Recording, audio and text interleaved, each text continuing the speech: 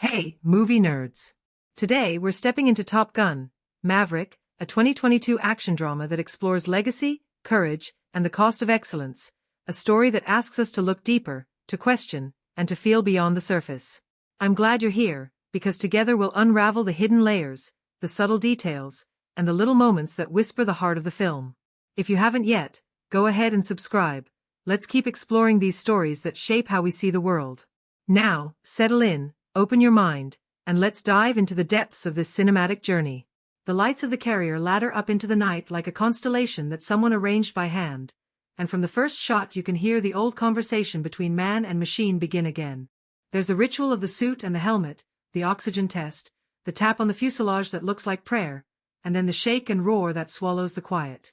What feels at first like a celebration of speed quickly reveals itself as a meditation on time.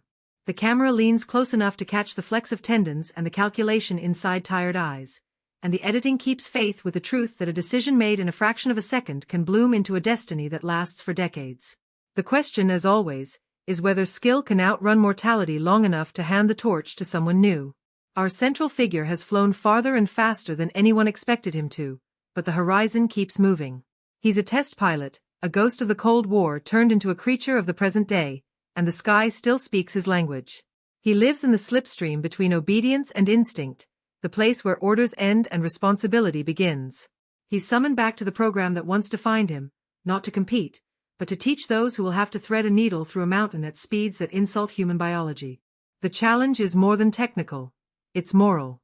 Can a man who survived on individual audacity translate his hard-won wisdom into a curriculum others can endure? The mission itself is a fable of precision. Somewhere beyond the map, tucked under a scar of rock, lies a facility that cannot be allowed to breathe. Approach low, hide under the radar's eyelids, ride the canyon like a vein, release at the heartbeat, and climb before the mountain cleaves the wings away. It's a task measured in seconds and meters, not because the story is in love with numbers but because the human body can only cheat physics for so long. Every briefing draws lines on a blank screen, but the real map is written in breath. Inhale for the pull, exhale for the turn, hold for the shot, then trust that the air still belongs to you on the way out. Into this crucible walks a young man with a jawline that mirrors a photograph kept in an old locker. He's the son of a friend who died with salt water in his lungs and a name on his lips, and the past enters the room wearing his face. He plays piano like a promise and flies like a prayer that won't quite admit it's a plea. His presence turns instruction into confession.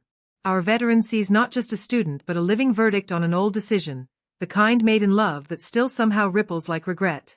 The young man sees not just a teacher but a gate, his path narrowed by a father's shadow and a mentor's caution that may have saved him once and stranded him afterward. Around them gathers a squadron of personalities that could have been sketches but become people. The swaggering one whose grin is a shield for doubt. The calm strategist who plays the long game even when seconds are all that's left. A woman whose competence clicks into place with the sound a seatbelt makes just before turbulence. A loyal wingman who listens more than he speaks, and a chief on the ground who knows that sometimes the most heroic thing is to keep the checklist clean. They spar and tease and gamble and sing, and the film understands that camaraderie isn't a montage, it's the slow alchemy of embarrassment turned into trust. The past doesn't only return in the shape of the young. It arrives as an old rival turned friend, a man whose voice has lost volume but gained authority. When he speaks, people lean in. When he coughs, time stumbles. He carries the wisdom of someone who climbed every ladder and discovered that the view is most beautiful when you remember who helped you up. His advice to our lead is simple, almost infuriatingly so. Let them find their own way, and let love be risk, not control. Their shared history carries them through a conversation that feels like a benediction, two warriors acknowledging the cost of staying in the fight, and the deeper cost of knowing when to step aside. The romance returns quietly, as if it had been waiting just off-screen all along. She runs a bar with rules that make men remember their manners, and a smile that suggests she's catalogued every excuse ever offered and found them wanting. Their history is a palimpsest of almosts, and this time he arrives not with swagger, but with contrition stitched to a stubborn tenderness. They drive the coast with the wind pretending to be innocents, and they speak like people who have made peace with their own contradictions. If the sky is a pledge to keep moving, the porch is a countervow to finally arrive. Training is where the film takes flight in a different register. We see bodies under pressure, vision tunneling to gray, hands steady because they trained them to be, not because fear has vanished. There is sweat, and there is science, and there is the old wisdom that nothing new is ever learned without a little pain. The veteran instructor knows this, and he teaches with a paradox. He is both strict and merciful, believing that the only way to save people is to insist they become the kind of pilots who can save themselves. He flings them into failure and then shows them where the handholds are. He sharpens the edges, not to wound, but to whittle a group into a team through shared breath. All of that would be enough for a standard thrill, but the film is after something deeper. It wants to test not just airplanes, but the way grief ages. Our lead has been running from a ghost with a mustache for most of his adult life, and teaching the son of that ghost means finally sitting still long enough for the past to catch up. There's a scene at a piano that blooms like a bruise, music drifting through a room where people are trying not to look at each other. Then there's a moment in a garage, tools sleeping on the bench while words wake up that no one has dared to say. The conflict isn't complicated. It's elemental. Protection can look like imprisonment, and love can sound like a word you're too proud or too scared to say out loud. As the mission window closes, tension tightens like a strap across the chest. The mountain isn't moving. The defenses grow sharper teeth. Somewhere in the chaos, a rival power puts fifth-generation specters into the air, predators that make even seasoned pilots feel suddenly mortal. There's no way to outmuscle the problem, only ways to outthink it. The plan evolves. Approach at dawn when the light betrays the fewest secrets, pair skill sets that complement rather than compete, assign roles that run against ego but serve survival. The new hierarchy is not about rank, it's about resonance. The best formations are friendships finally told the truth. When the day arrives, it does so without enthusiasm. The sea is blunt and metallic, the sky indifferent. There's a strange mercy in that indifference, because it means the earth will take whoever survives without asking about rank. Launch is ritual. Catapults thrust and decks recover like lungs contracting and releasing, and suddenly the sky is busy with small human intentions threaded through enormous distances. The approach to the canyon is a needle threading a hem at the speed of a thrown knife, and a whole crowd of people on ships and in rooms count their breaths together without meaning to. The language of the mission becomes universal. Hold steady, hold steady, hold. Plans, however, are polite suggestions written to flatter optimism. When reality snarls, it does so without manners. A student makes a choice born of loyalty and fear, and the teacher responds with the only currency he has left, his own safety. The sky fills with smoke and the screen with questions. Who will climb and who will cover? Who will take the hit and who will swallow the guilt? The outcome is a tumble of flame and silence, and then an unfamiliar forest that looks almost absurd after so much engineered sky. A helmet sits in the dirt like a moonscape artifact, and the movie refuses despair, insisting instead that survival is a skill you can learn even when everything that taught you has just been torn away. What happens next is both ridiculous and perfect, the kind of audacity that only works because the film has earned it inch by inch. Teacher and student are forced into an instrument panel that used to define an era, a cockpit from old photographs and museum placards, and suddenly the past is not memory but machinery.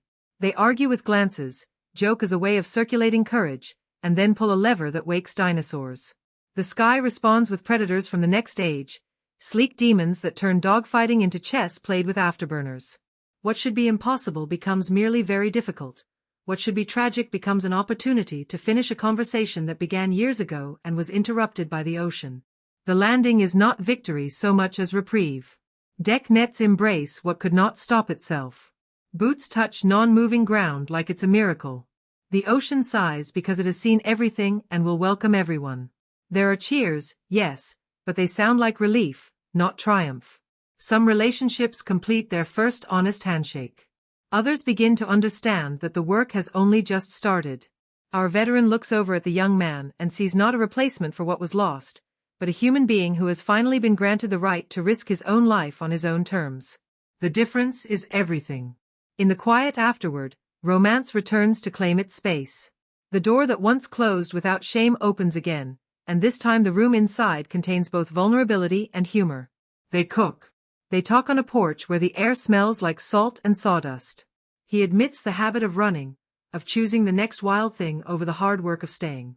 She doesn't scold, she assigns a new flight plan: learn to land without leaving. If the earlier chapters were about the thrill of arrival, this is about the grace of maintenance, the art that keeps adventure from decaying into chaos. The younger pilots, meanwhile, have learned that swagger is a poor substitute for trust. The loudest voice discovers that silence can be strategic. The most cautious realizes that courage doesn't cancel caution, it collaborates with it. The woman who anchored the team keeps doing so without asking permission or forgiveness. The unit is no longer a collection of comparisons, but a choir where timbers blend into something strong enough to bear wind.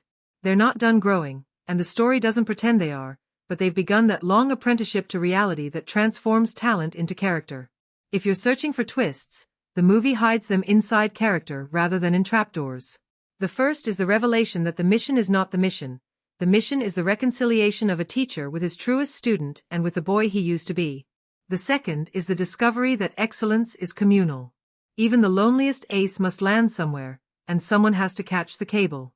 The third is that romance's real flourish is not in spectacular reunions, but in the unspectacular decision to keep showing up. The surprises matter because they're earned by quiet groundwork, glances earlier that finally cash out as trust, jokes that turn into lifelines when oxygen thins. As the credits prepare to taxi, consider how the narrative braided its threads without drawing attention to the weave. The grand mission tightened our muscles, but the quieter mission opened our lungs. The mentor's death didn't exist to wound us, but to make space for the living to step closer without flinching.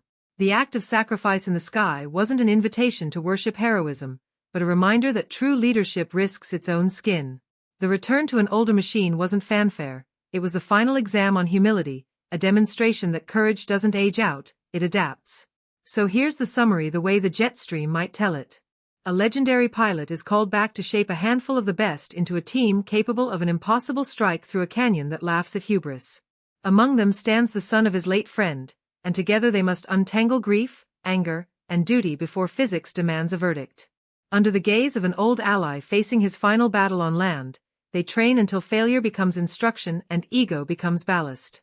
On the day that counts, the plan both works and breaks in ways that force teacher and student to depend on a relic of another era and on a bond they had nearly abandoned. They return not with myth, but with a new understanding of what it means to fly, to teach, and to stay. If that sounds like a lot for an action picture, it is, but it never feels like homework. The pacing trusts our attention spans while rewarding our appetites. It gives us beach sand and bruised ribs, sun on chrome and the hush of dawn before lift. It offers humor that understands timing is oxygen, and it gives us looks that last one beat longer than comfort so we know what they mean. It invites us to breathe with it, to race and to rest, and finally to ask whether the person we've been training to be is still the one the world needs. And so the tease for those who haven't yet ridden this ride to its last frame is simple. There's a letter from a friend that changes an argument into a mission. There's a course so precise that missing by inches feels like missing by miles. There's a rooftop where forgiveness finally announces itself not with fanfare but with relief. There's a moment of absolute stillness in a forest broken by the arrival of an old shape of wings, and there's a duel in the clouds where wit outmaneuvers wealth. There's a landing that looks like a prayer being caught. And there's the oldest magic of cinema. Faces that tell the truth faster than any plot synopsis can. Maybe that's why the final image that stays with me isn't an explosion or even a dogfight silhouette against a bleeding sky.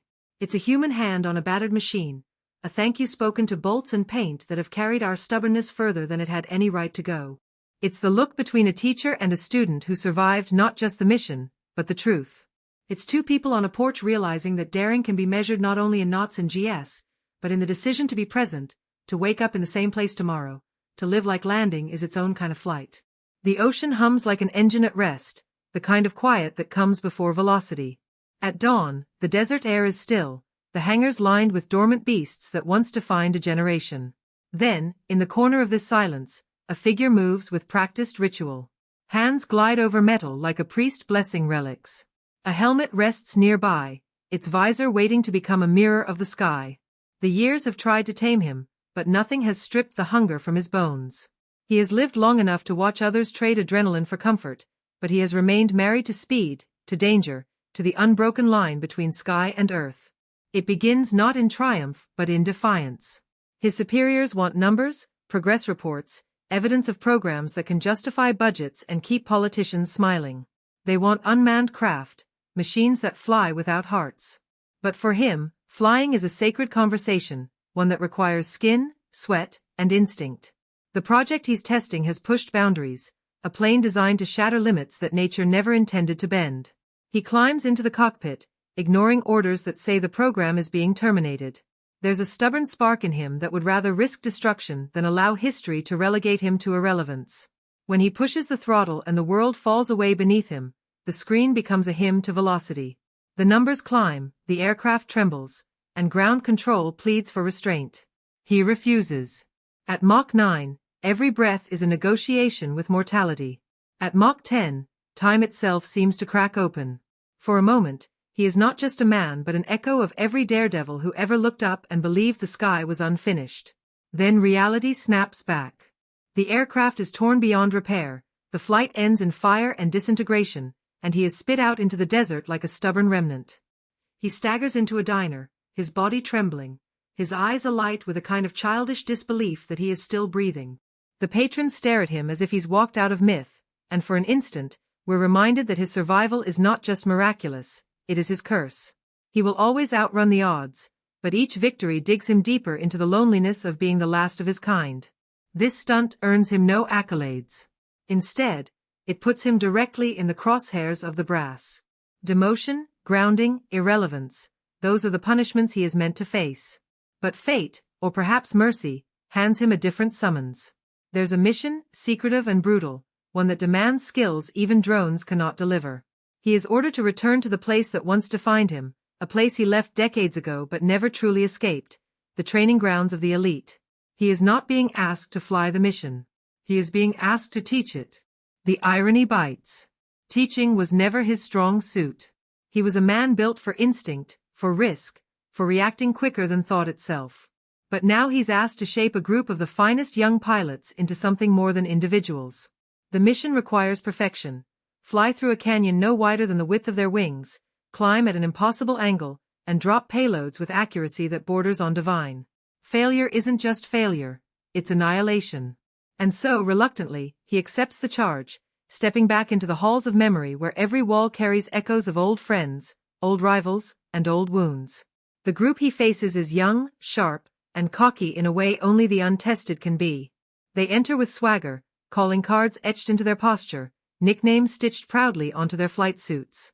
Among them, one face cuts deeper than the rest, the son of the friend he lost long ago. This young man carries not only his father's features but also the weight of an unspoken legacy. He's talented, determined, but resentful. His history with the veteran is complicated, laced with the quiet bitterness of someone who suspects that his career has been deliberately restrained, that opportunities were withheld in the name of protection. For the teacher, the boy's presence is a wound reopened, the living embodiment of guilt he has carried for years. Training begins not with camaraderie but with confrontation. The instructor wastes no time dismantling their illusions of invincibility. He takes them into the air, where he becomes predator and they, prey.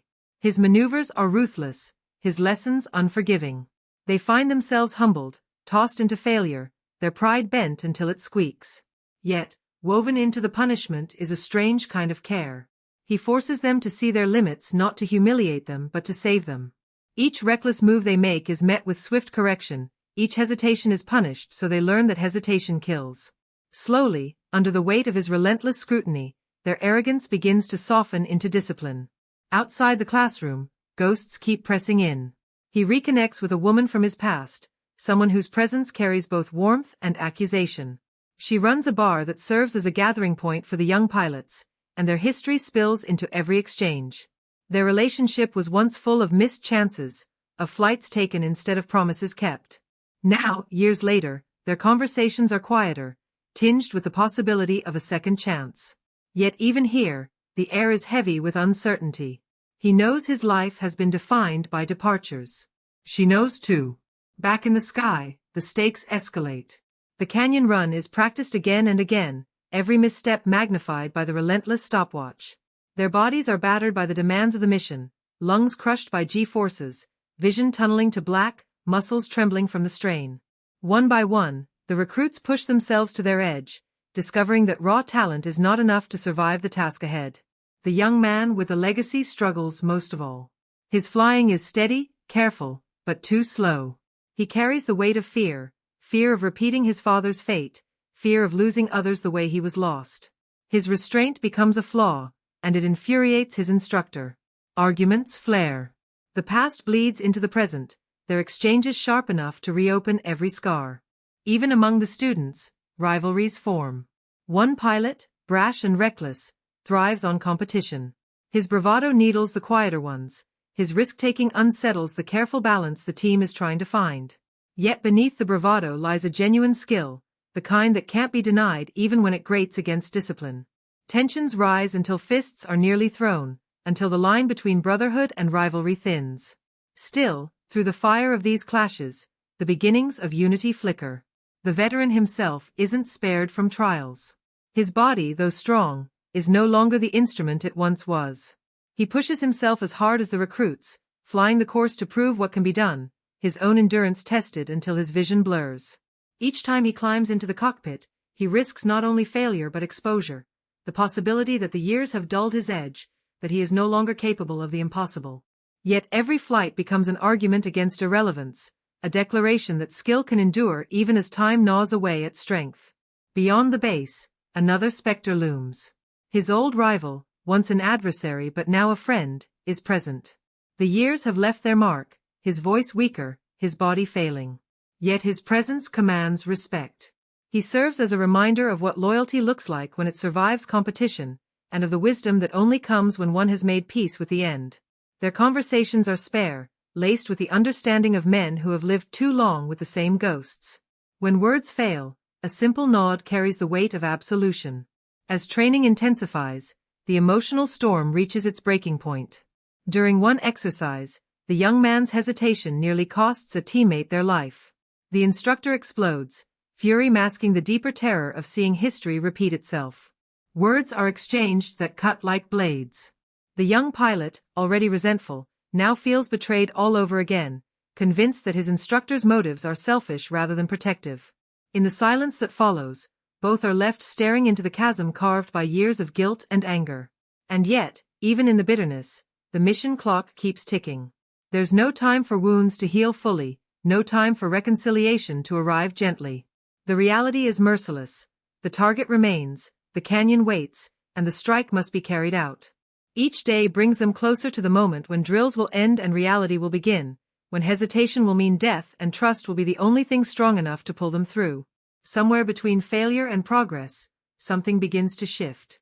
The group starts to move less like individuals and more like parts of a single organism. Rivalries soften into respect, caution grows into confidence. The reckless pilot tempers his bravado with awareness of his team, the cautious one discovers courage without losing prudence. They begin to joke with one another, to share in victories, to shoulder defeats together. For the first time, the impossible course feels less like a death sentence and more like a challenge they might actually overcome. Still, shadows linger. The veteran's relationship with the young pilot remains fractured, their conversations brittle with unspoken truths. The mentor's health declines further, his words carrying the weight of finality. And the romance that flickered in the background struggles against the reality that this man has never known how to stay grounded. Every step forward is shadowed by the knowledge that soon, the training will end, and the mission will begin. The first half of this journey is less about the target and more about the people. It is about a man forced to confront his past, about a young pilot learning to fly out from under his father's shadow, about a team learning that arrogance cannot substitute for trust. It is about the slow erosion of walls built from grief, the tentative growth of bonds forged under pressure, and the relentless march toward a mission that may demand everything they have. By the time the first half reaches its close, the stage is set, the course is mapped, the recruits are bloodied but not broken, and the unspoken truth hangs heavy in the air: what comes next will not be a drill, and no amount of preparation can promise survival. The sun rises differently on the day when drills no longer stand between them and reality. The air feels sharper, the light less forgiving, the weight of silence pressing down as if even nature knows what is about to unfold. Pilots walk across the deck with the stiffness of people carrying more than their gear. They've rehearsed every movement, memorized every contour of the canyon, yet the knowledge that this time there will be no reset, no second attempt, hangs in the back of every breath. The plan is clear: descend into the valley's throat, stay hidden beneath the enemy's electronic gaze, move like shadows pressed against the earth. They've flown this course countless times in practice, but practice never demanded the acceptance of death. The target lies buried under rock and steel, its destruction the only option. One by one, the pilots climb into their machines, their helmets swallowing fear behind mirrored visors. On the carrier, Commanders pace like men sending children into war, knowing skill will only stretch so far against fate. He stands among them, no longer simply a teacher. He has chosen to fly alongside them, refusing the safety of distance. His presence in the cockpit is a statement, not of arrogance but of love.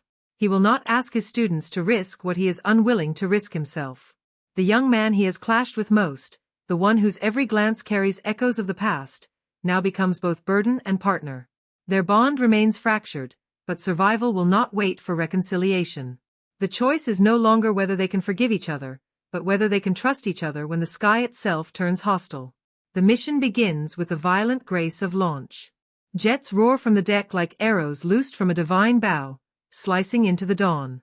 The formation holds tight, every pilot whispering silent bargains to themselves as the ocean recedes behind them.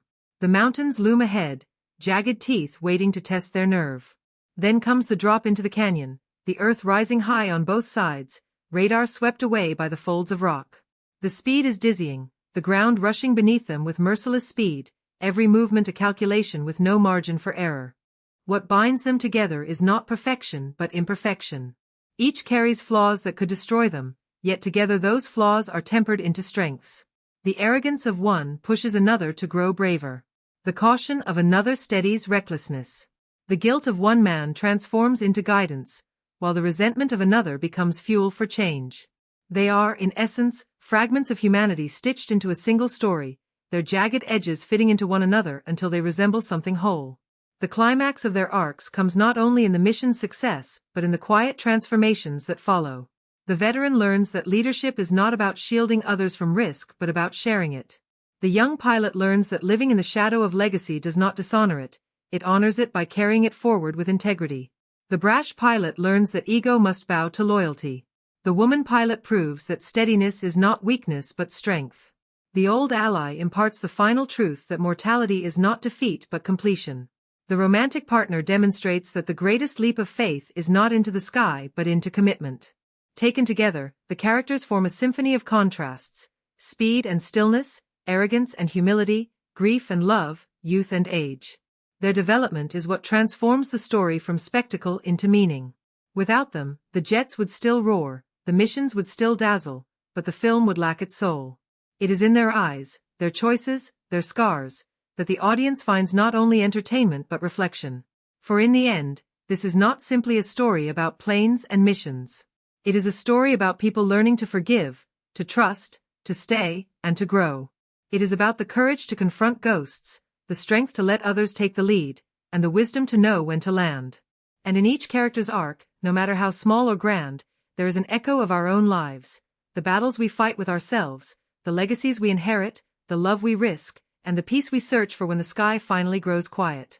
The strange thing about stories that burn so brightly on the screen is how ordinary, fragile, and often absurd their making can be. When the jets streak across the sky in perfect formation, when the sweat glistens on the brow of a pilot defying physics, when the romance lingers just long enough to feel earned, it all looks seamless. But hidden inside those frames are 1,000 improbable choices, stubborn accidents, and unrepeatable circumstances that shape the film into what it became. The journey behind the curtain is littered with strange facts, odd trivia, and the kind of details that remind us just how chaotic, magical, and human filmmaking really is. It begins with a delay, though delay doesn't quite capture the scope of it. The film was supposed to land in theaters long before it finally did, with cameras wrapping in 2019 and the plan to release in the summer of 2020. Then the world shifted, grounded by an invisible enemy far less cinematic than a missile but infinitely more disruptive. Months turned into years, and the release date danced across calendars like a mirage. Yet strangely enough, this delay became one of the movie's secret weapons. By the time it finally emerged, audiences had been starved for spectacle, for the communal rush of seeing something larger than life on a massive screen.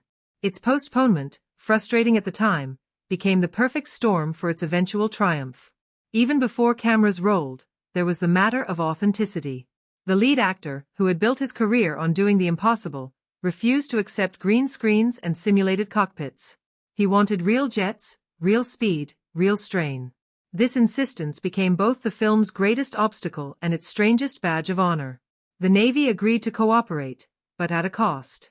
The production would pay over $11,000 for each hour of flight time in the F/A-18 Super Hornets. The jets themselves, sleek and intimidating, were flown not by actors but by trained Navy pilots. The actors rode along in the second seat, subjected to the same violent G-forces that military aviators endure. Their expressions of strain, their gasps for air, the way their necks fought to hold up their helmets, none of it was acting. It was the body's raw, involuntary confession that gravity is relentless. To make this even stranger, the actors had to become cinematographers in their own right.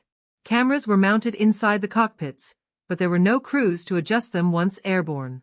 Before every flight, the actors went through training to learn how to frame themselves, how to turn on the equipment, how to adjust lenses in midair.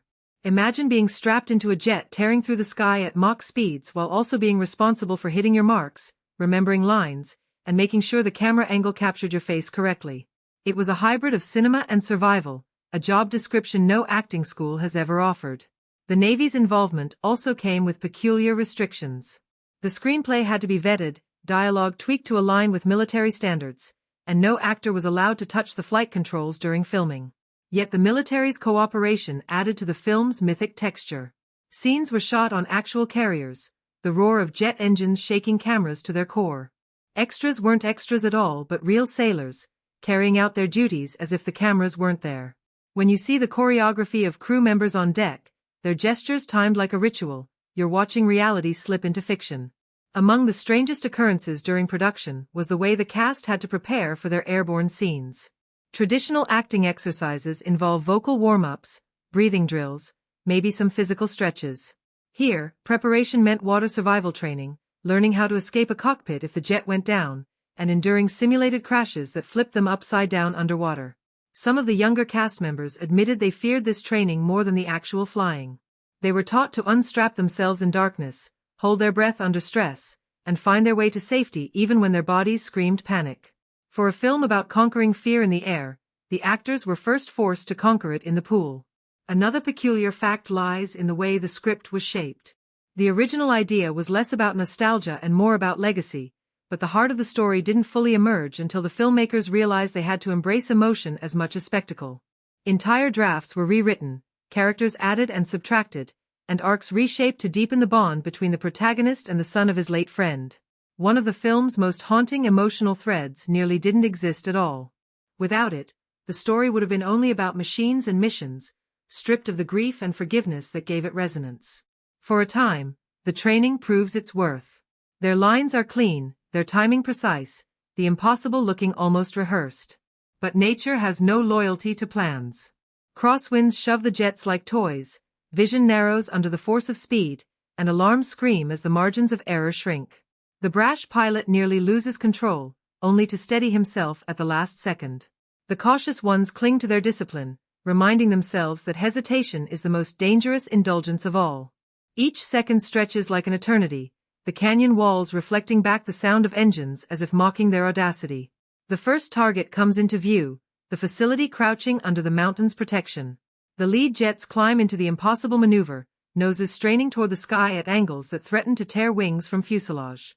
Breath is crushed out of lungs, eyes darken to gray, but still the pilots hold on.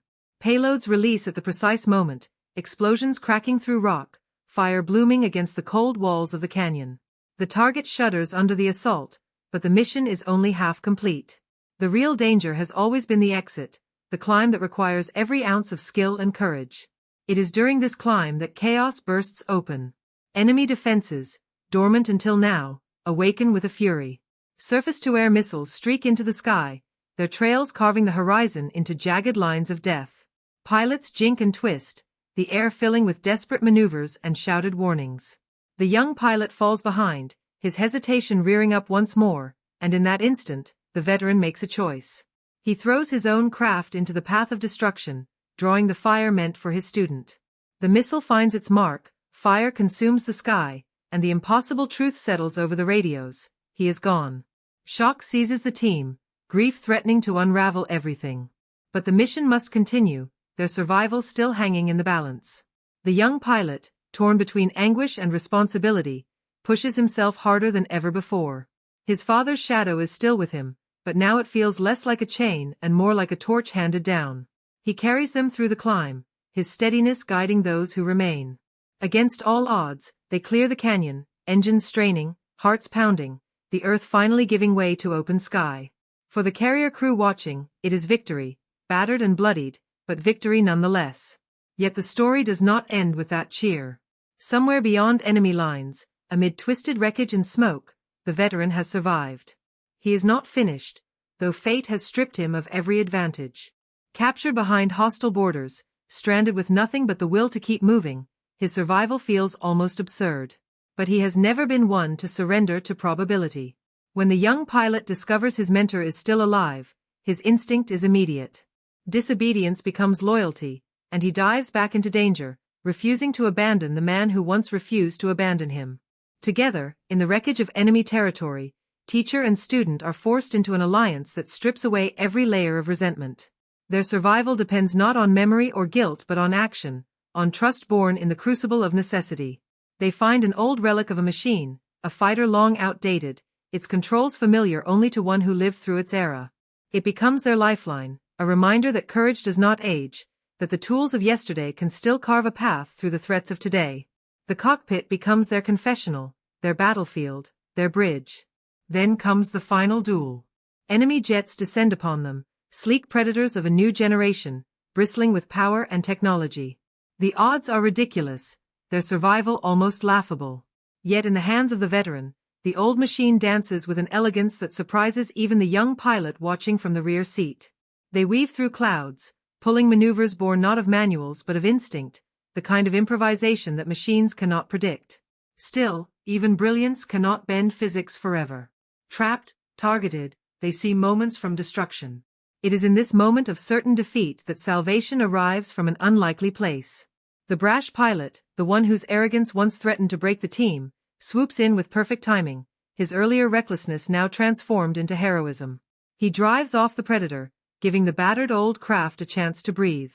Together, they claw their way through the last stretch of sky, their escape a fragile miracle stitched together by courage, trust, and luck that feels almost divine. When they finally land, the deck of the carrier shaking beneath their wheels, the eruption of relief feels less like triumph and more like resurrection. The reunions are quiet, more powerful for their restraint. The young pilot, once estranged and bitter, now looks at his mentor with the unspoken recognition of a son who finally understands the weight of love expressed through sacrifice. The veteran, battered but unbroken, carries none of the old bravado, only gratitude that he has been granted another chance to live with forgiveness instead of regret. Around them, the team celebrates not as individuals but as one, the kind of unity born only in the crucible of survival. And in the aftermath, when the noise of engines fades and the sky returns to its indifference, the story turns inward once more. The romance that had lingered unresolved now breathes again, not in grand gestures but in the simplicity of presence. He returns not as a drifter but as a man willing to stay, willing to learn the harder art of remaining. They walk together in the quiet, laughter spilling into the air not as a performance but as a relief. The porch light, once a symbol of departures, now becomes a beacon of arrival. The young pilot, too, finds peace. He no longer flies under the shadow of his father but alongside it, finally understanding that legacy is not a burden to carry but a compass to guide. His grief does not vanish, but it softens, transformed into strength. For the first time, he looks at the sky without resentment, ready to carve his own path across it. The veteran's old rival, weakened by illness, watches all of this with a satisfaction that only the dying can know. His final role has been fulfilled, guiding his friend to acceptance, ensuring that the torch has been passed without being dropped. His presence lingers like a benediction, a reminder that even warriors must eventually lay down their arms, and that true strength lies in knowing when to let go. The story resolves not with explosions, but with the hum of a restored balance. Teacher and student reconciled, team forged from rivalry into trust, love reclaimed from the ashes of old mistakes. The sky, which once seemed endless, now feels less like an escape and more like a home. Every scar, every sacrifice, has led to this moment of quiet victory, where the most daring act of all is not flying faster or higher but choosing to live, to stay, to be present for the days yet to come. The final image lingers, two figures on a porch, the sun low against the horizon, the sound of the sea blending with laughter. A plane gleams in the background, waiting, but for once it is not calling him away. The sky is still there, eternal and alluring, but the man who spent his life chasing it has finally found a reason to land. And in that landing lies the truest kind of flight, the flight into peace, into love, into the courage of staying. The heart of this story does not reside solely in its jets, its missions, or even its explosions. It beats most powerfully in the people who inhabit its frames, in the way they breathe through grief, carry the burdens of time, and wrestle with the choices that refuse to fade. To understand this journey, one must peel back the layers of each character until the raw humanity underneath is revealed. Flawed, stubborn, and achingly alive. At the center stands the veteran pilot whose name has been etched into legend, but whose soul remains that of a restless wanderer. He is the embodiment of contradiction, reckless yet deeply loyal, arrogant yet plagued with guilt, a man who has spent decades outrunning not only the limits of physics but the weight of his own past. For him, the sky is both sanctuary and curse. Each flight reaffirms his identity, yet every landing confronts him with a life he has failed to build on the ground. His refusal to climb the military's ladder into safe, administrative ranks is not born from ignorance but from an inability to exist in a world without the edge of danger. He is addicted to velocity because stillness forces him to feel. Yet, beneath the bravado lies an aching tenderness, particularly in his relationship with the son of his fallen friend. His guilt is an unhealed wound, shaping every choice he makes. He wants to protect, but protection becomes suffocation. He wants to guide, but guidance arrives dressed as control. His greatest flaw is his inability to let go, and his greatest redemption comes when he learns that love is not about shielding someone from risk, but about standing with them as they take it. The young pilot who carries his father's legacy is the mirror that forces the older man to confront himself. This character is not defined solely by his parentage, though the shadow of it has haunted every stride he has ever taken. He is cautious to a fault, steady to the point of hesitation, and always searching for approval that he fears will never come. His conflict is not just with his instructor, but with the memory of a man who died before he could truly know him. Every time he enters the cockpit, he is not only flying against gravity but against the story others have written for him. His resentment toward the veteran is born not of immaturity but of betrayal, a suspicion that his future was deliberately stalled in the name of a protection he never asked for. And yet, his arc is one of transformation. His caution, once a chain, becomes an anchor for the team. His resentment turns into recognition. His grief, finally faced, is transmuted into strength. In him, we witness the painful but beautiful transition from son to man, from shadow to self. The brash pilot, nicknamed for his arrogance, is perhaps the most surprising revelation of the group. At first glance, he seems designed to irritate, a man who hides his insecurities behind a smirk, who pushes buttons simply to watch them light up. Yet, the story refuses to flatten him into caricature. Beneath the swagger lies a genuine brilliance, a pilot whose instincts are sharp and whose courage is undeniable. His arrogance is not without merit, though it blinds him to the necessity of teamwork. He becomes the foil to the cautious young pilot, their conflict serving as a crucible that burns away the extremes in both. What makes him compelling is not that he changes completely but that he evolves, learning that trust and humility can sharpen his skills rather than dull them. When he risks his life to save the very people he once taunted, it is not an act of sudden reinvention but the flowering of qualities that had always been buried beneath his bravado. The woman among the recruits, sharp and unflinching, carries a presence that commands respect without needing to demand it. She is proof that strength is not loud, that leadership can be quiet yet absolute. She flies with precision, her confidence radiating not from arrogance but from competence. The others might jostle for dominance, but she navigates the chaos with clarity, her very existence a reminder that inclusion is not tokenism but inevitability. Her role within the group is subtle yet vital. She stabilizes dynamics, offers silent encouragement, and demonstrates that resilience is not the absence of fear but the ability to move through it. Surrounding these core figures are others who enrich the tapestry. The loyal wingman whose humor masks sincerity, the strategist whose calm calculations steady the storm, each of them filling the cracks between egos with something resembling family. They may not all have the same screen time, but their presence is essential. They remind us that heroism is rarely the work of one, that survival often belongs to the collective. But perhaps the most poignant presence comes in the form of the rival-turned-ally, the figure once pitted against the protagonist in youth, now bound to him by decades of respect and friendship. Age has softened his edges, illness has stolen his voice, yet his dignity shines all the brighter.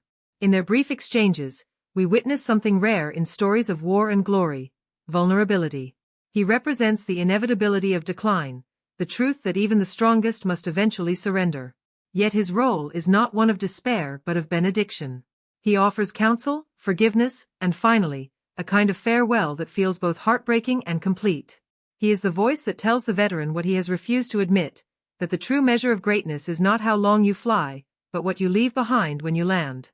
Then there is the woman who anchors the protagonist on the ground, the romantic thread woven through his reckless tapestry. She is not written as a savior, nor does she exist merely to soften his edges.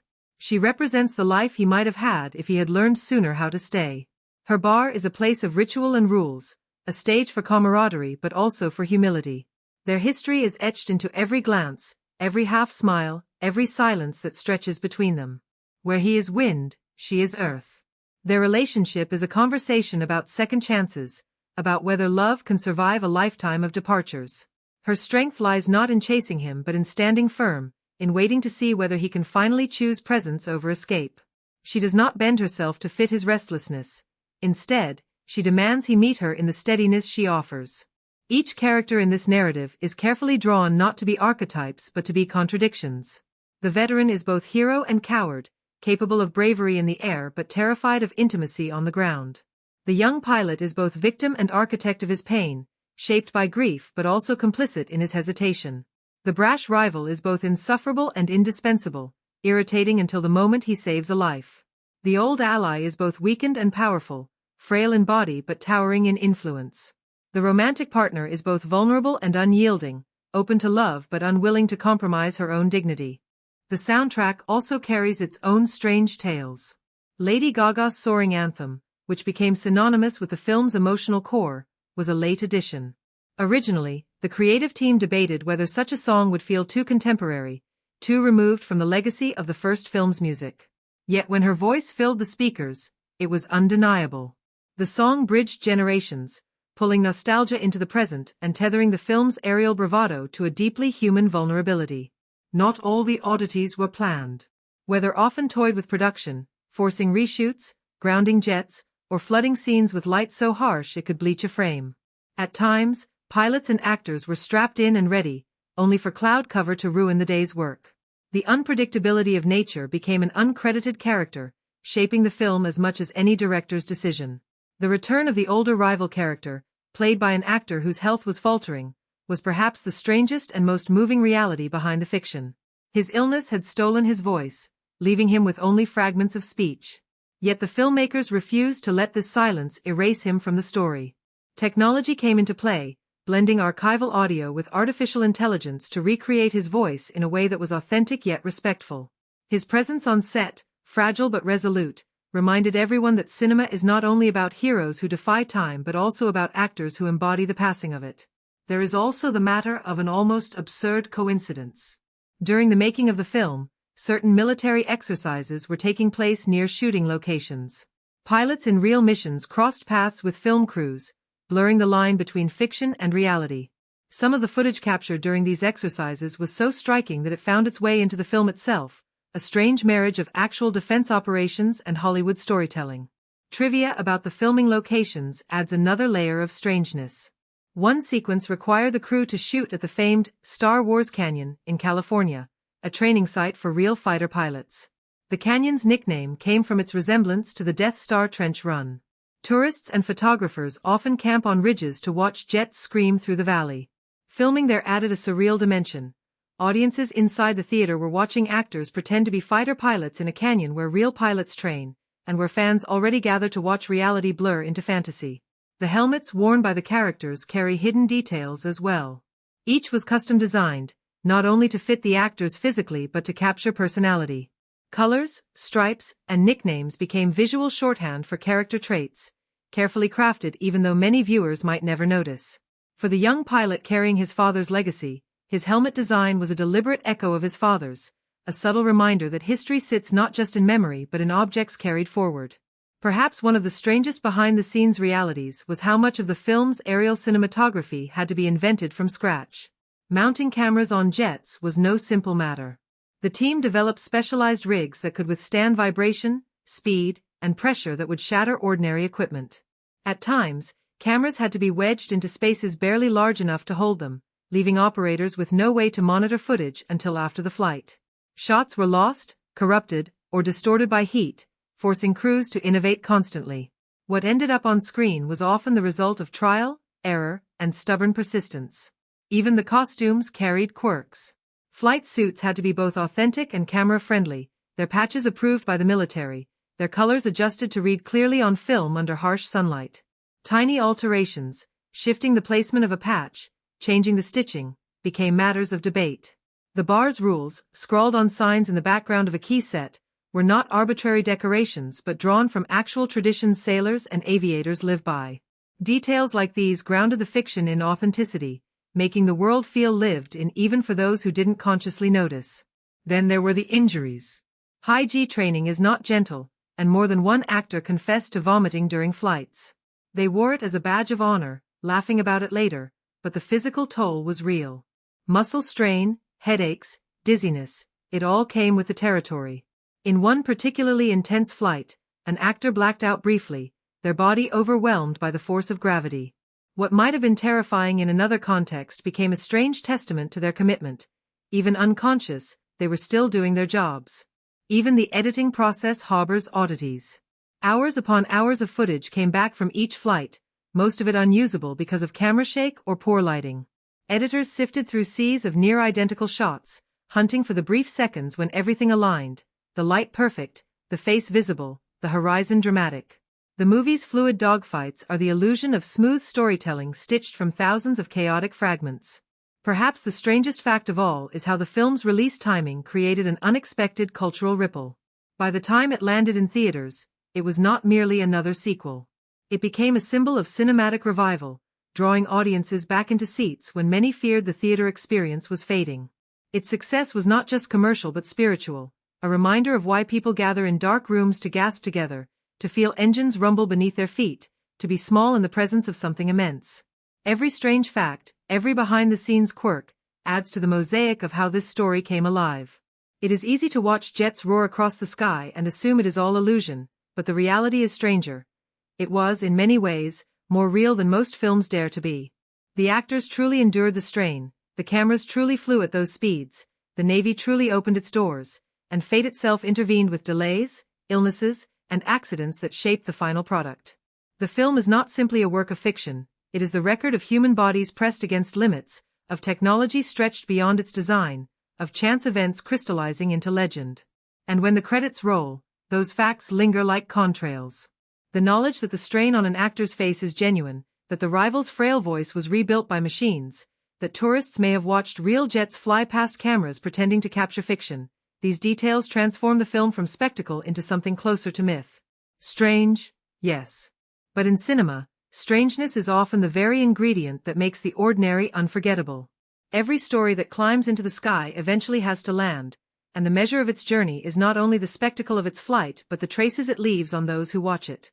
This one does not simply coast on nostalgia or lean lazily into adrenaline. It is a story where every event, every confrontation, every quiet glance across a crowded room serves as a hinge, opening doors into deeper questions about legacy, mortality, and the very human ache to belong. To view it critically is to peel back the layers of its most significant events, not merely recounting them but asking what they mean, how they work, and why they strike so powerfully. Then comes the mission itself, the film's crucible. The descent into the canyon is thrilling, but critically, it is also a descent into mortality. Every alarm, every G-force blackout, every missile that streaks past is a reminder of fragility. When the veteran sacrifices himself to protect his student, it is not only an act of heroism but of absolution.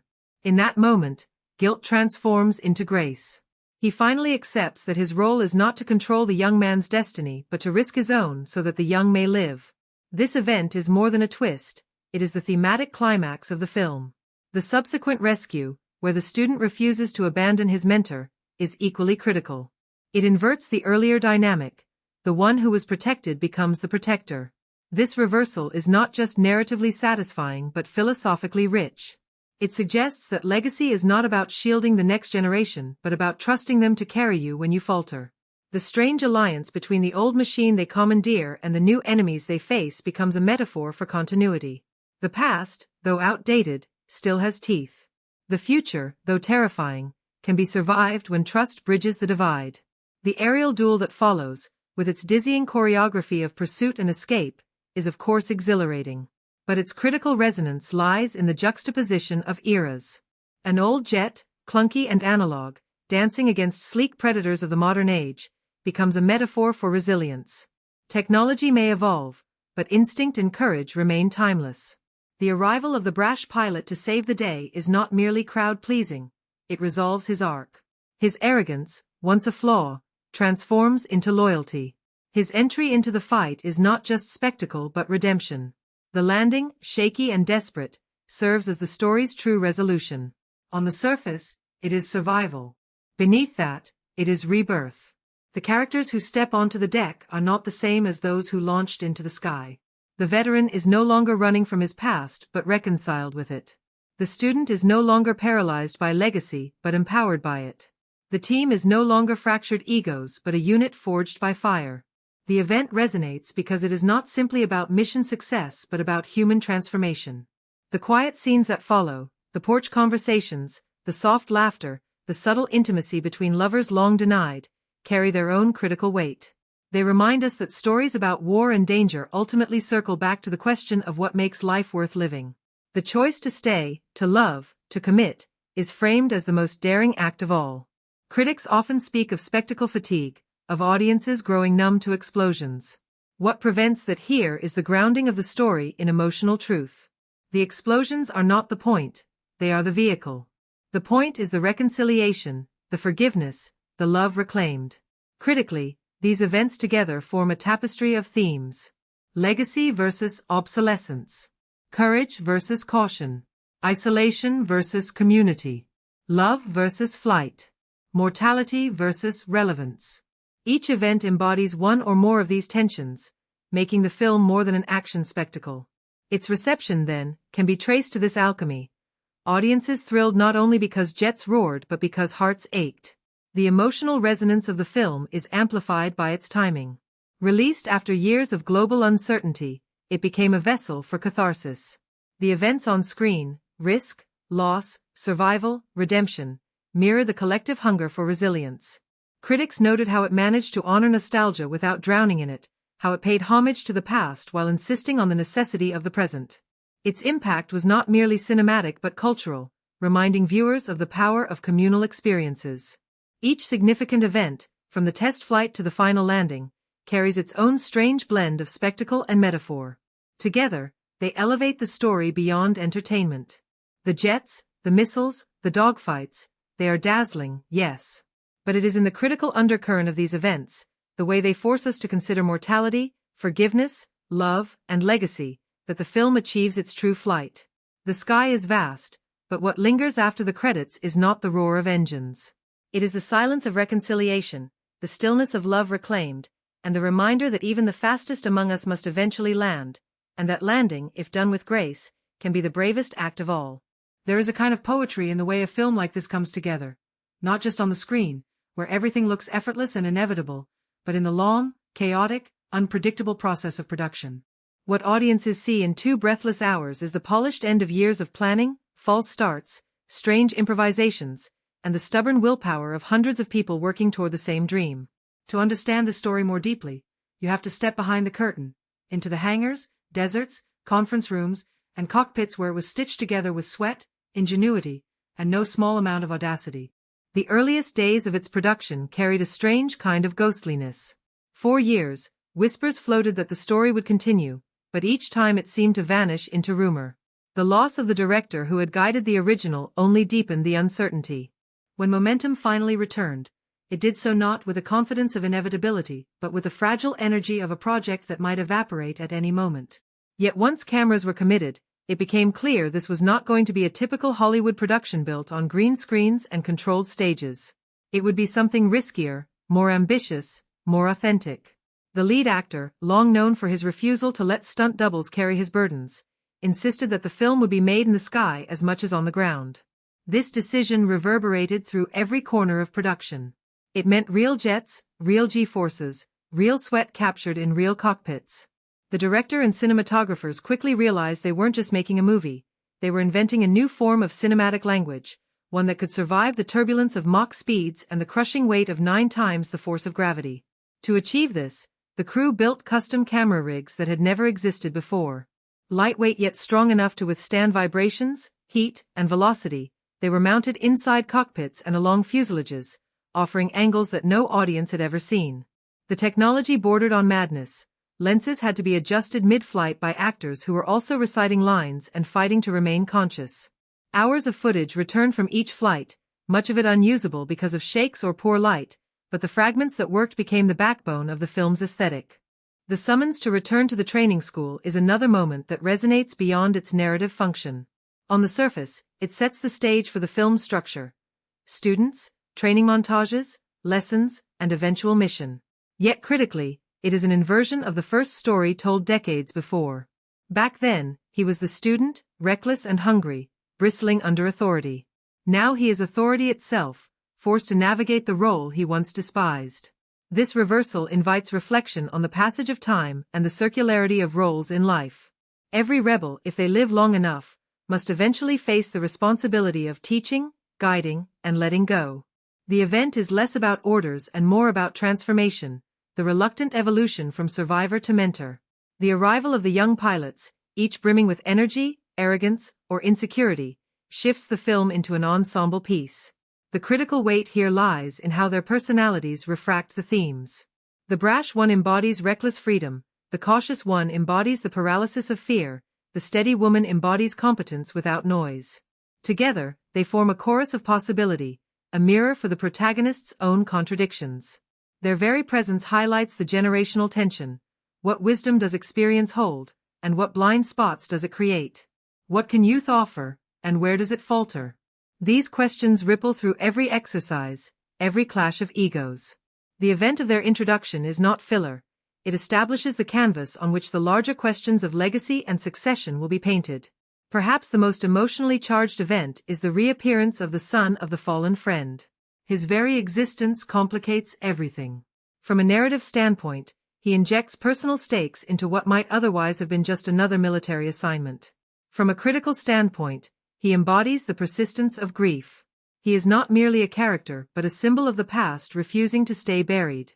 His tension with the veteran is both personal and thematic, protection disguised as sabotage, resentment disguised as independence. Every heated exchange between them is layered with unspoken history, a reminder that trauma often lingers in the gaps between what is said and what is withheld. Without him, the story might still thrill, but it would lack the ache that turns spectacle into something resonant. The training sequences, exhilarating as they are, hold critical significance as more than just action. They represent pedagogy, the art of teaching itself. The veteran does not merely drill maneuvers. He orchestrates failure, creating scenarios where arrogance collapses and hesitation punishes. Each exercise is a microcosm of the larger mission, yes, but it is also a commentary on how growth emerges from discomfort. The visual spectacle of jets tumbling, of alarms screaming, of pilots gasping against G-forces is thrilling. But beneath it lies the pedagogical truth. You must break before you learn. These scenes transform training from a trope into a metaphor for how we confront our limits, not just in cockpits but in life. As training crescendos toward the mission, another critical event unfolds, the near failure of the young pilot. His hesitation, born of fear and legacy, nearly causes disaster. This moment is not merely a plot device, it is a mirror of the central tension between caution and courage. From a critical angle, it asks, when does prudence become paralysis, and when does boldness become recklessness? The clash between student and mentor that follows is not only dramatic but existential, a debate about how to live in the shadow of loss. Their argument, blistering with accusation and guilt, crystallizes the stakes. Survival is not only about physics but about psychology. Then comes the mission itself, the film's crucible. The descent into the canyon is thrilling, but critically, it is also a descent into mortality. Every alarm, every G-force blackout, every missile that streaks past is a reminder of fragility. When the veteran sacrifices himself to protect his student, it is not only an act of heroism but of absolution. In that moment, guilt transforms into grace. He finally accepts that his role is not to control the young man's destiny but to risk his own so that the young may live. This event is more than a twist, it is the thematic climax of the film. A quieter but equally potent event comes in the bar. The rules of the place, cash on the counter, respect for tradition, the communal singing of old songs, establish more than atmosphere. They remind us that culture itself is ritual, that belonging is shaped by traditions both silly and profound. When the younger pilots gather at the piano, singing with the ease of those who still believe in tomorrow, and the older man watches from the shadows, we feel the sting of time's divide. He sees himself reflected in their joy, and he sees the absence of the friend who once filled that bench. The bar scene, deceptively light, is one of the film's most critical. It collapses the distance between nostalgia and present, reminding us that memory is both comfort and burden.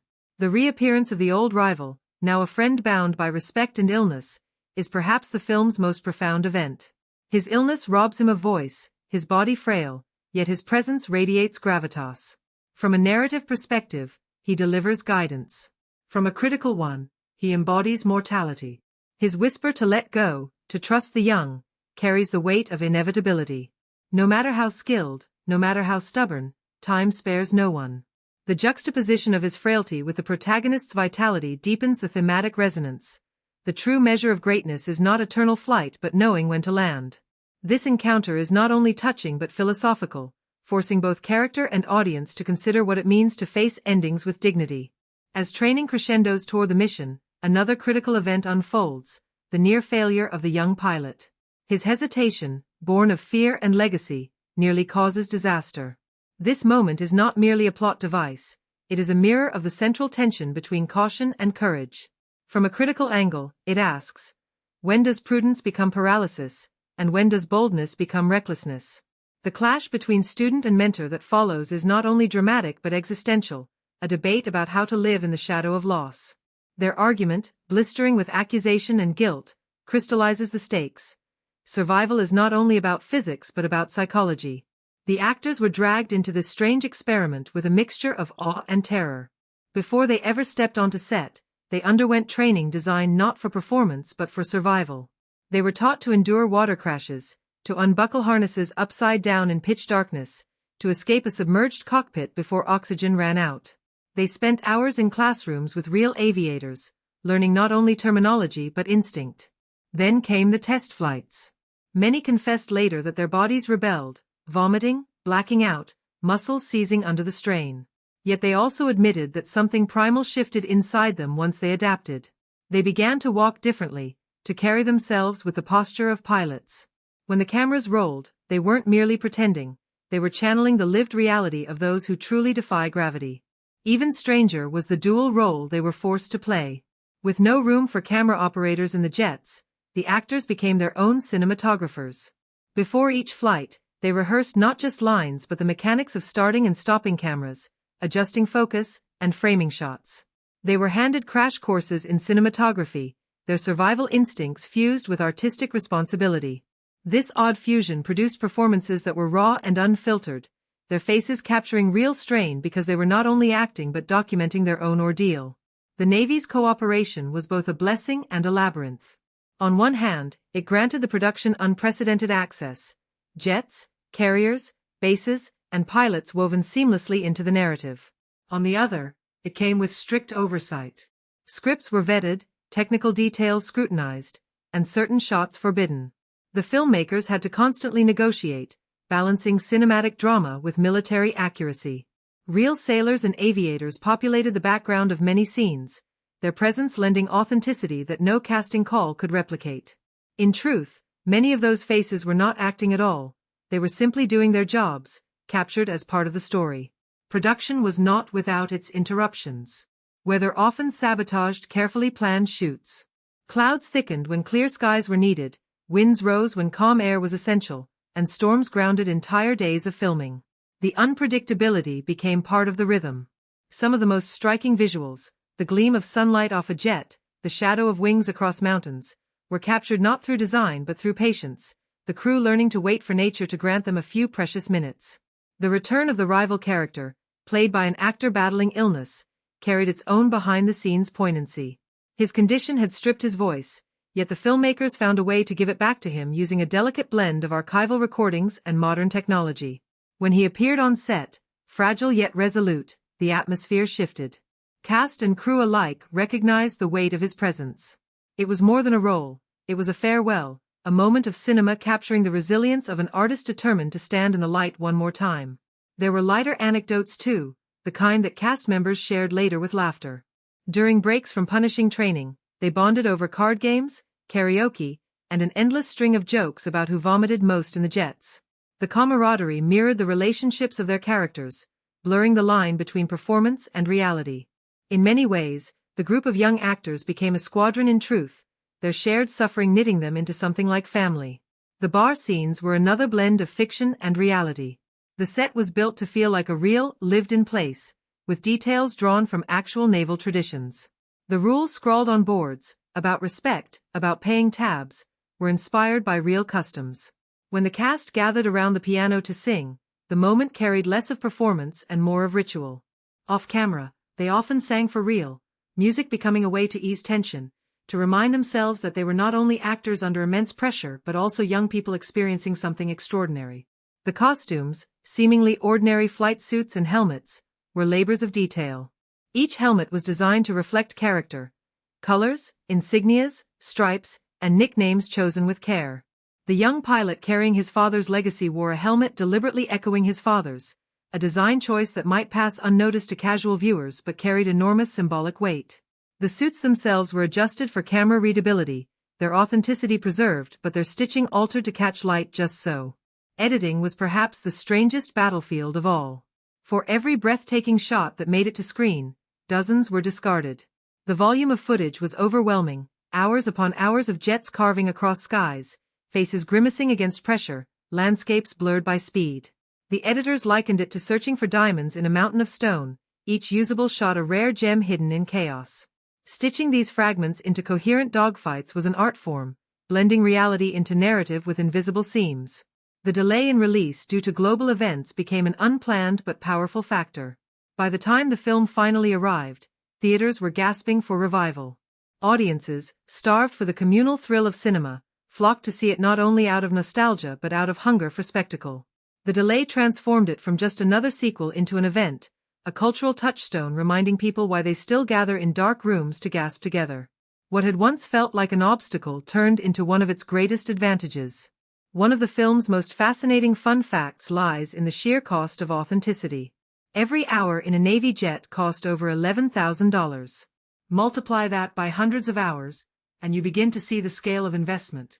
Yet strangely, this expense became part of the film's mythology. Knowing that what they were seeing was real, that the strain, the sweat, the sky itself were captured without digital trickery, added to the audience's awe. Another curious detail involves the canyon sequences. These weren't shot on fabricated sets but in real terrain, with pilots flying low and fast through valleys where even the slightest miscalculation could mean disaster. For safety, countless rehearsals were done with military precision, but the danger was real enough that tension on set was palpable. Every successful run was greeted not just with applause but with relief. Even the soundtrack carries behind-the-scenes stories. Lady Gaga's anthem, soaring and emotional, was a late addition. The filmmakers hesitated at first, wondering if her style would mesh with the legacy of the original's iconic music. Yet when her song was finally laid over the film's climax, it became clear it was the missing piece. The anthem didn't just decorate the film, it gave it emotional propulsion, marrying spectacle with intimacy. The fun facts stretch into smaller details too. The call signs chosen for characters weren't arbitrary. They were drawn from real aviator traditions, each name earned through personality quirks or mistakes. The brash pilot's name reflected his arrogance, the cautious one's name his steadiness. Even the protagonist's unchanged call sign was a deliberate choice, symbolizing his refusal to evolve in name even as time forced him to evolve in life. Among the most human of anecdotes is how the younger cast related to their mentor on set. Many of them described feeling genuine while working alongside him, a kind of meta-parallel to their character's reverence for their instructor. When he pushed them through grueling training, they both resented and admired him, blurring fiction and reality. Their performances became richer because they weren't only acting, they were living the dynamic. The production also flirted with failure more than once.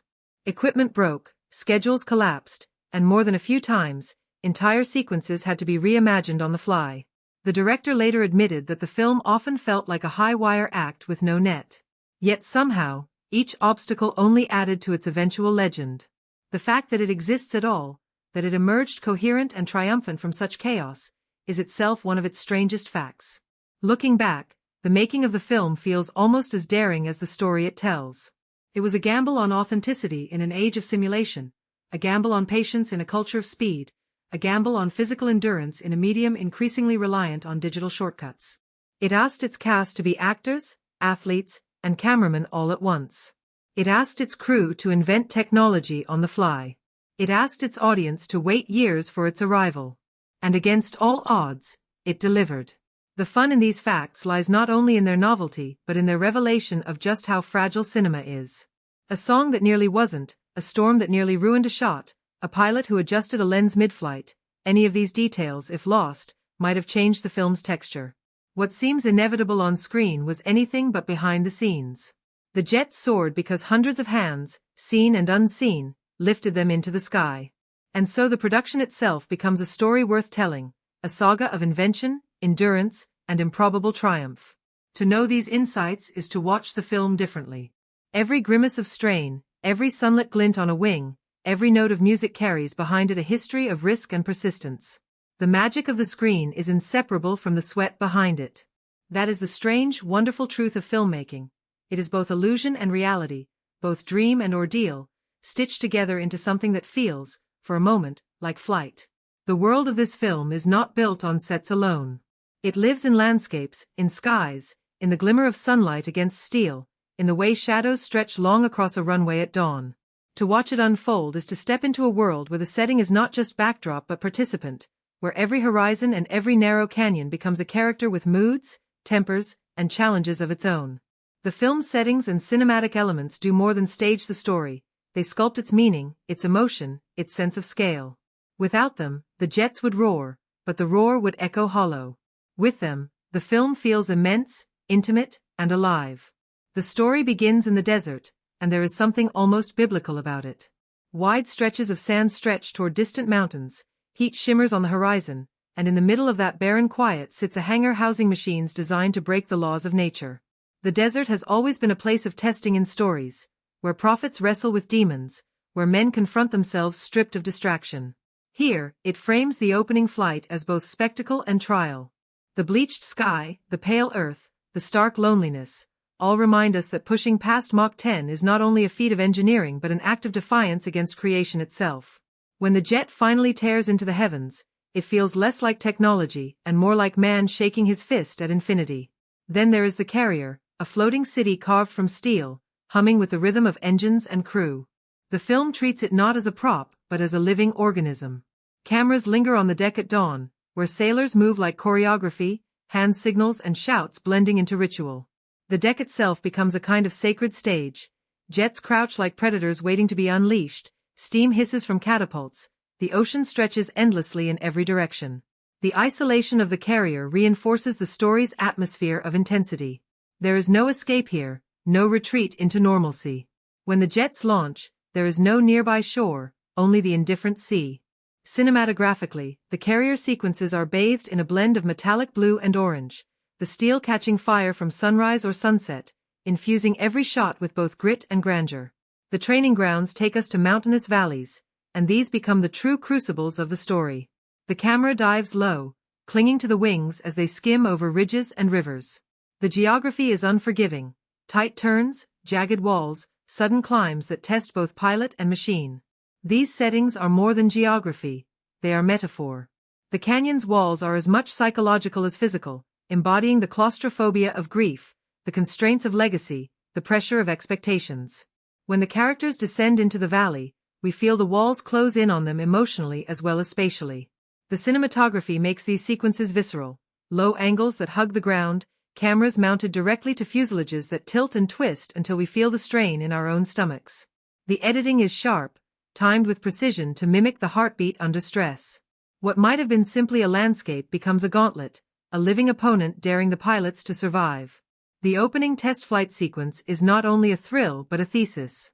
Our veteran defies orders, shattering the Mach barrier with a kind of stubborn grace that is both inspiring and tragic. On the surface, it is the setup. Here is a man who refuses to be grounded, who insists on proving his relevance even as the world around him grows mechanical and remote. But looked at critically, the scene is a confrontation with obsolescence. The aircraft tears itself apart in the upper atmosphere, as if to warn him that even the most skilled cannot outrun time forever.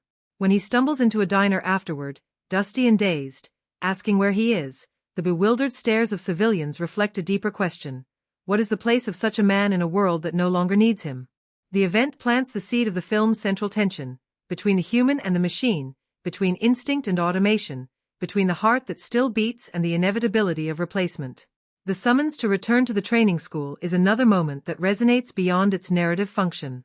On the surface, it sets the stage for the film's structure. Students, training montages, lessons, and eventual mission. Yet critically, it is an inversion of the first story told decades before. Back then, he was the student, reckless and hungry, bristling under authority. Now he is authority itself, forced to navigate the role he once despised.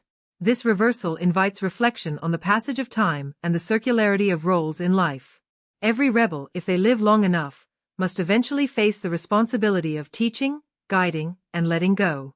The event is less about orders and more about transformation, the reluctant evolution from survivor to mentor. The arrival of the young pilots, each brimming with energy, arrogance, or insecurity, shifts the film into an ensemble piece. The critical weight here lies in how their personalities refract the themes. The brash one embodies reckless freedom, the cautious one embodies the paralysis of fear, the steady woman embodies competence without noise. Together, they form a chorus of possibility, a mirror for the protagonist's own contradictions. Their very presence highlights the generational tension. What wisdom does experience hold, and what blind spots does it create? What can youth offer, and where does it falter? These questions ripple through every exercise, every clash of egos. The event of their introduction is not filler. It establishes the canvas on which the larger questions of legacy and succession will be painted. Perhaps the most emotionally charged event is the reappearance of the son of the fallen friend. His very existence complicates everything. From a narrative standpoint, he injects personal stakes into what might otherwise have been just another military assignment. From a critical standpoint, he embodies the persistence of grief. He is not merely a character but a symbol of the past refusing to stay buried. His tension with the veteran is both personal and thematic, protection disguised as sabotage, resentment disguised as independence. Every heated exchange between them is layered with unspoken history, a reminder that trauma often lingers in the gaps between what is said and what is withheld. Without him, the story might still thrill, but it would lack the ache that turns spectacle into something resonant. The training sequences, exhilarating as they are, hold critical significance as more than just action. They represent pedagogy, the art of teaching itself. The veteran does not merely drill maneuvers. He orchestrates failure, creating scenarios where arrogance collapses and hesitation punishes. Each exercise is a microcosm of the larger mission, yes, but it is also a commentary on how growth emerges from discomfort. The visual spectacle of jets tumbling, of alarms screaming, of pilots gasping against G-forces is thrilling. But beneath it lies the pedagogical truth. You must break before you learn. These scenes transform training from a trope into a metaphor for how we confront our limits, not just in cockpits but in life. A quieter but equally potent event comes in the bar. The rules of the place, cash on the counter, respect for tradition, the communal singing of old songs, establish more than atmosphere. They remind us that culture itself is ritual, that belonging is shaped by traditions both silly and profound. When the younger pilots gather at the piano, singing with the ease of those who still believe in tomorrow, and the older man watches from the shadows, we feel the sting of time's divide. He sees himself reflected in their joy, and he sees the absence of the friend who once filled that bench. The bar scene, deceptively light, is one of the film's most critical. It collapses the distance between nostalgia and present, reminding us that memory is both comfort and burden. The reappearance of the old rival, now a friend bound by respect and illness, is perhaps the film's most profound event. His illness robs him of voice, his body frail, yet his presence radiates gravitas. From a narrative perspective, he delivers guidance. From a critical one, he embodies mortality. His whisper to let go, to trust the young, carries the weight of inevitability. No matter how skilled, no matter how stubborn, time spares no one. The juxtaposition of his frailty with the protagonist's vitality deepens the thematic resonance. The true measure of greatness is not eternal flight but knowing when to land. This encounter is not only touching but philosophical, forcing both character and audience to consider what it means to face endings with dignity. The bar, by contrast, is intimate, warmly lit, and filled with textures of wood, neon, and human laughter. It is the one setting where the noise of jets gives way to the noise of camaraderie. Its rules scrawled on the wall: pay your tab, respect tradition, anchor it in authenticity. The cinematography here shifts tone. Handheld cameras linger in golden light, capturing smiles, teasing banter, music drifting from the piano. The bar becomes more than a location. It is memory, ritual, and community. The old pilot steps into it like a ghost among the living, watching the new generation sing without knowing the weight of the songs they choose. The warmth of this setting throws the harshness of the sky into sharper relief, reminding us that while the jets dazzle, it is the ground where hearts break and heal. One of the film's most haunting settings is not geographical but human. The house where the old rival lives, framed by quiet rooms, muted colors, and the heavy stillness of illness. The cinematography slows here. Light slants through blinds, catching dust in the air. The camera holds longer on faces, on silences, on the unspoken truth that time has claimed what even combat could not. The intimacy of this setting underscores the theme of mortality more than any explosion. In contrast to the vast openness of skies and oceans, here we feel the constriction of walls, the narrowing of horizons. The house is a reminder that even legends end not with a bang but with a quiet room and a friend by their side. The romance finds its footing in another setting, the coastal town where the protagonist reconnects with an old love. These scenes breathe differently. The cinematography embraces golden hour light, waves crashing against piers, motorcycles streaking along roads with ocean wind in their wake. The house with its porch becomes a symbol of grounding, of permanence, of the possibility of staying still. Against the constant roar of engines, these moments are gentle. The color palette softens, the camera lingers on faces instead of cockpits, and we are reminded that not all journeys are measured in knots and miles. Some are measured in the courage to stay in one place with another person. The climax returns us to the mountains, but now the setting has transformed. What was once rehearsal is now war. Missiles streak across the valley, smoke curls into the sky, and the cinematography grows chaotic, frenetic, refusing to let us find balance. The editing becomes a barrage, cutting between cockpits, missile locks, explosions narrowly avoided. The setting itself seems alive, turning hostile as cliffs and ridges hide death at every turn. Yet within this chaos, the camera still finds moments of clarity, close-ups of straining eyes, trembling hands, sweat dripping down foreheads. These details ground the spectacle in humanity, ensuring the setting never overwhelms but instead amplifies the story's emotional stakes. When the protagonists find themselves behind enemy lines, trudging through snow-dusted forests, the shift in setting is startling. The vast openness of sky gives way to the claustrophobic density of trees. Here, cinematography trades sweeping aerials for handheld intimacy, tracking footsteps through dirt and snow. The forest is both danger and disguise, reminding us that survival sometimes means hiding rather than soaring. The sudden appearance of an old aircraft, abandoned yet intact, transforms this setting into one of the film's strangest and most symbolic. The relic of a past era becomes salvation, a bridge between history and present, a metaphor that even what seems obsolete still carries purpose. The final dogfight plays out high above, where clouds are both ally and enemy. The cinematography embraces vertigo, jets disappearing into mist, emerging in flashes of sunlight. The use of scale is crucial here. Sleek modern predators loom over the older jet, dwarfing it in speed and power.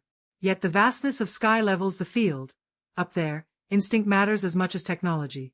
The camera cuts between sweeping wide shots, showing tiny machines swallowed by infinite clouds, and tight cockpit close-ups, where every twitch of muscle becomes monumental.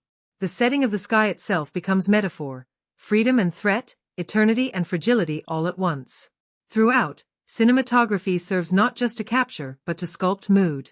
In training sequences, the editing rhythm mimics the pace of drills, sharp, relentless, repetitive. In moments of intimacy, it slows, frames breathing room into conversations. The use of color divides the film into emotional registers: golden warmth for community, icy blues for mortality, metallic grays for the discipline of military life, and blazing oranges for moments of triumph. Lighting is never arbitrary.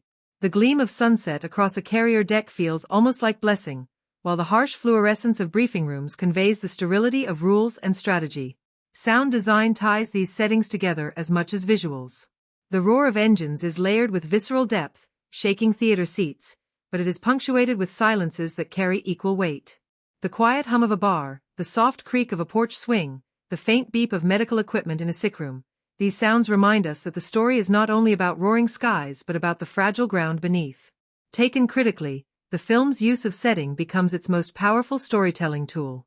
The desert embodies defiance, the carrier embodies isolation and ritual, the canyon embodies challenge, the bar embodies community, the house embodies mortality, the coastal town embodies love, the forest embodies survival, and the sky itself embodies both freedom and danger. Each location is chosen not for variety but for resonance, each one amplifying the themes of legacy, mortality, courage, and reconciliation. The cinematic elements, the lens choices, the lighting, the editing rhythms, the soundscape, transform these settings from mere locations into emotional landscapes. They guide us not only through the plot but through the hearts of the characters, making us feel their strain, their fear, their joy, their release. What emerges is a film that is not only about jets and missions but about environments that shape and mirror human struggle. The settings remind us that every story is rooted somewhere. In deserts that test, in oceans that isolate, in canyons that challenge, in porches that promise rest. And the cinematography, with its daring invention and relentless pursuit of authenticity, ensures that we feel each place not as an observer but as a participant. When the credits roll, what lingers is not only the memory of machines carving across skies but the atmosphere of those settings. The desert's stillness, the carrier's ritual, the canyon's claustrophobia, the bar's warmth, the porch's promise. Together, they form a world as vivid as any character, a world that elevates the story from spectacle into something unforgettable. The story of this production begins with obsession. The lead actor had one uncompromising vision: if the film was to be made, it had to feel real. No digital shortcuts, no studio-faked cockpits pasted over green screen skies. This demand rippled outward to everyone involved, shaping the project into one of the most unusual modern blockbusters ever attempted. For the crew, it meant creating a filmmaking method that had never been tried before. For the actors, it meant training like athletes and enduring punishment closer to soldiers than performers. For the Navy, it meant opening doors to Hollywood in ways both thrilling and restrictive. Before filming even began, the cast was told they would undergo military-style preparation. This wasn't just learning call signs or memorizing technical jargon, it was brutal physical conditioning, water survival drills, and hours in classrooms studying flight. One particularly infamous training involved being strapped into a cockpit capsule, dropped into a pool, and flipped upside down in the dark. They had to unbuckle, hold their breath, and find their way to the surface. Panic was inevitable, but the exercise hardened them.